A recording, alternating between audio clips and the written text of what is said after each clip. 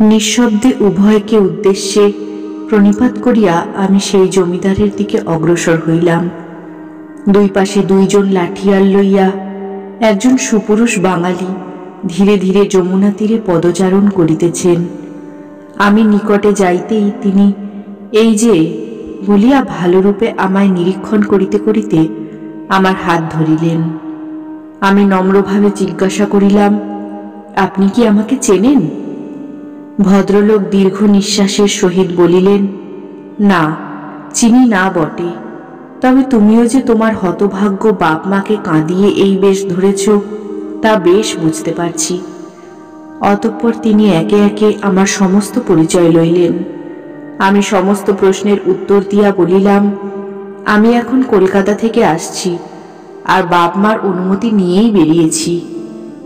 জমিদার মহাশয় দৃঢ় মুষ্টিতে আমার হাত চাপিয়া ধরিয়া বলিলেন, তার বুঝতে পারছি না, এই বয়স, তার উপর আবার বিবাহিত, এমন অবস্থায় বাপ মার তো অনুমতি দেওয়ার কথাই।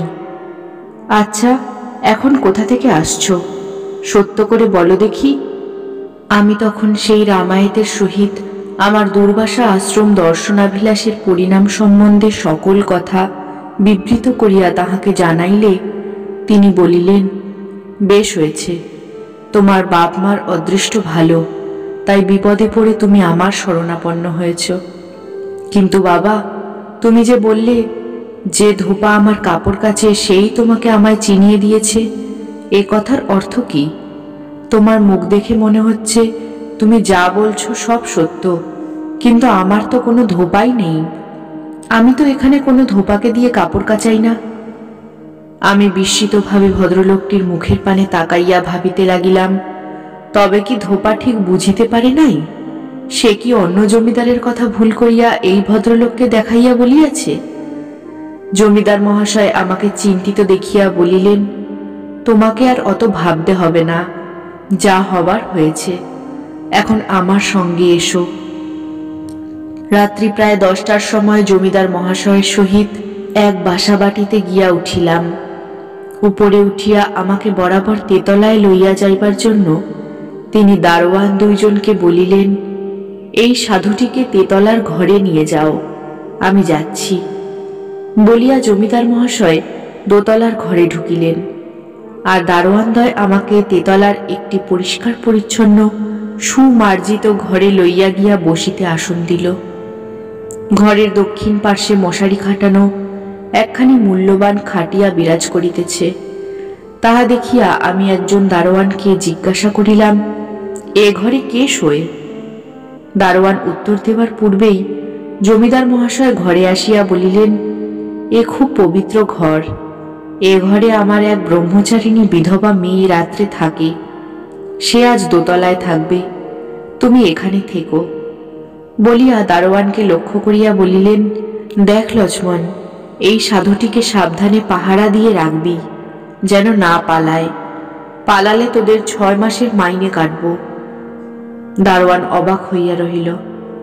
আমি ভাবিলাম, আমায় আবার পাহারা দিতে কেন হইবে? জিজ্ঞাসা করিলাম, আপনি কি বলছেন? আমায় সাবধানে পাহারা দিতে হবে কেন? আমি কোথাও যাব না তো। জমিদার মহাশয় বলিলেন, না না, তা নয়, আমি তোমায় কোথাও যেতে দেব না, একেবারে কলকাতায় নিয়ে গিয়ে তোমার বাপ মার হাতে তুলে দেব, দেখি যদি সেই পুণ্যে আমার হারানিধি ফিরে পাই। এই বলিয়া দীর্ঘ নিঃশ্বাস পরিত্যাগ পূর্বক চক্ষু মুছিতে মুছিতে তিনি পুনরায় বলিলেন, বাবা, তুমি বাপ মাকে ফাঁকি দিয়ে সাধু হতে যাচ্ছ? বাপ মার যে কি হচ্ছে তা কি তুমি বুঝতে পারছো? আমি ভুক্তভোগী, আমি বুঝতে পারছি। আর 6 বছর হলো আমার একমাত্র ছেলে বিয়ে পরীক্ষা দিয়ে পালিয়েছে। আমি সস্ত্রীক পাগলের মতো ঘুরে ঘুরে বেড়াচ্ছি। এই 6 বছর এমন তীর্থ নেই যে না ঘুরলুম। প্রত্যেক বছর ঝুলনের সময় বৃন্দাবনে আসি, যদি একবার তাকে দেখতে পাই, কিন্তু এমনই দুর্ভাগ্য যে আমি এক মুহূর্তের জন্য একবার তাকে দেখতে পেলুম না। আমার প্রাণে যে কি হচ্ছে একমাত্র ভগবান জানেন। তবু আমার ছেলে অবিবাহিত, আর তুমি আবার বিবাহিত, আর এক জ্বালা, বাপ মার বুকের কাছে রেখে এসেছ। আমি তোমায় কিছুতেই ছাড়ব না। যতদিন আমরা এখানে থাকি ততদিন তোমাকে এই ঘরেই আটকে রাখব, তারপর সঙ্গে করে কলকাতায় নিয়ে যাব। আমি প্রথমে জমিদার মহাশয়ের করুণ কাহিনী শুনিয়া একেবারে হতবুদ্ধি হইয়া পড়িয়াছিলাম। পরে ধীরে ধীরে আশ্বস্ত হইয়া ত্বয়া হৃষিকেশ হৃদি স্থিতেন যথা নিযুক্তস্মি তথা করৌমি এই ভগবত বাক্যের আশ্রয় লইয়া বলিলাম, বাবা, আপনি ব্যথিত, আপনার ব্যথায় আমিও ব্যথিত, কিন্তু কি করে বোঝাবো বলুন যে আপনার ছেলের মতো আমি সংসার থেকে পালাইনি। যদিও সংসারের কণ্টক পথে চলতে আমি বহু সংকটে পড়েছি, সংসারের রাঙা ফলে ভুলে নিজেকে মজাতে বসেছি, দুর্লভ মনুষ্য জীবন সামান্য ইন্ধনের মতো কামানলে আহুতি দিতে প্রস্তুত হয়েছি, তবু মায়ের দয়ায় আর বাপ মার আশীর্বাদে কোনো রকমে এ পর্যন্ত স্থির ধীর অচল অটল হয়ে কাটাতে পেরেছি।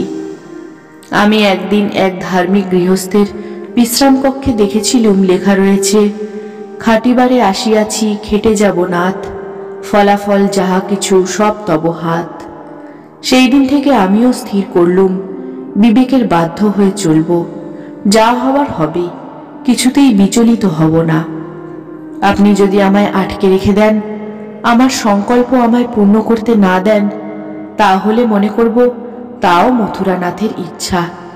তা যদি না হয়, কে আমায় দস্যুর কবল থেকে উদ্ধার করলে? কেই বা সেই নিবিড় বন থেকে পথহারা আমাকে পথ দেখিয়ে আপনার সঙ্গে দেখা করালে? আর আপনি বা কেন এমন যত্ন করে আমায় এনে এই নিরাপদ স্থানে রাখলেন? জানবেন সবই ইচ্ছাময়ের ইচ্ছা। এমন সময় পাচক এক থালা গরম লুচি, তরকারি, মিষ্টি ও এক বাটি ঘন দুধ আনিয়া আমার কাছে রাখিল। জমিদার মহাশয় ইঙ্গিতে আমায় পা ধুইতে বলিলে আমি গাত্রোত্থান করিলাম। ভৃত্য জল আনিয়া দিল। দারোয়ান সযত্নে আমার পা ধোয়াইয়া দিল। জমিদার মহাশয় বারংবার দারোয়ানদিগকে সাবধান করিয়া দিয়া দোতলায় নামিয়া গেলেন। সঙ্গে সঙ্গে সাক্ষাৎ সুরসুন্দরীর মতো জমিদার পত্নী উপরে আসিলেন। আমি ভক্তি গদগদ ভাবে তাহাকে উদ্দেশ্যে প্রণাম করিলাম।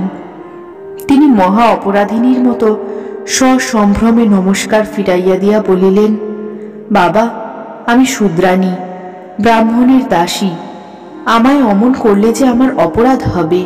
বলিতে বলিতে তাহার গলা ধরিয়া আসিল। অঞ্চলে চক্ষু মুছিয়া তিনি বলিলেন, বাবা, না জানি কত জন্ম জন্মান্তরে কত অপরাধ করেছি, কত মিথ্যা প্রবঞ্চনা জাল জোচ্চুরি করে এসেছি, হয়তো কত পরধন হরণ করে পরের প্রাণে আঘাত দিয়ে এসেছি, পরের দুঃখে আনন্দ করে এসেছি।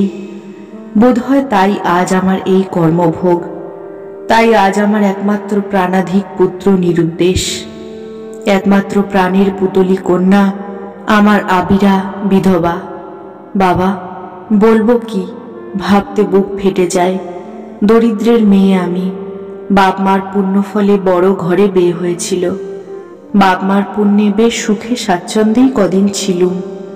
দেবতুল্য স্বামী, হাজার হাজার টাকার অলংকার, অকলঙ্ক চাঁদের মতো ছেলে, সাক্ষাৎ লক্ষ্মী মেয়ে, ৩-৪ লাখ টাকার জমিদারি, এর বেশি আর মানুষ কি পায়, কি চায়? আমার কি ছিল না বাবা? ভগবান আমায় কি দেননি? আর আজ আমার ভাঙা কপাল। পিতামাতা স্বর্গগত, স্নেহের কন্যা 14 বছর বয়সে বিধবা, প্রাণাধিক পুত্র বিয়ে পাশ করে নিরুদ্দেশ। শুধু তাই নয়, স্ত্রীলোকের একমাত্র সান্ত্বনার স্থল, ইহ পরকালের সাথী স্বামী দেবতাও আজ অর্ধ উন্মাদ, মদ্যপায়ী, হিতাহিত জ্ঞান শূন্য। হায় ভগবান, কেন যে আমায় রেখেছেন, কেন যে আমায় এ যন্ত্রণা দিচ্ছেন জানি না। আর আমার এ দুঃখ সহ্য হয় না। বলিতে বলিতে জমিদার গৃহিণী অঞ্চলে চক্ষু ঢাকিলেন। তাহার দুঃখ দেখিয়া আমারও চোখে জল আসিল। আমিও চোখ মুছিলাম। ইহা দেখিয়া জমিদার গৃহিণী আমায় তাহার আরও অনেক দুঃখের কথা শুনাইয়া অবশেষে আহার করিতে অনুরোধ করিলেন এবং আরও বিশেষভাবে অনুরোধ করিলেন যেন আমি তাহাদিগকে কোনরূপ অভিসম্পাত না করি। আমি হাসিয়া বলিলাম, মা, আপনারা তো আমায় কোনো কষ্ট দেননি, আমি কেন আপনাদের অভিসম্পাত দেব? বলিয়া জমিদার গৃহিণীর বারংবার অনুরোধে আমি ভোজনে প্রবৃত্ত হইলাম। জমিদার গৃহিণীও দোতলায় নামিয়া গেলেন।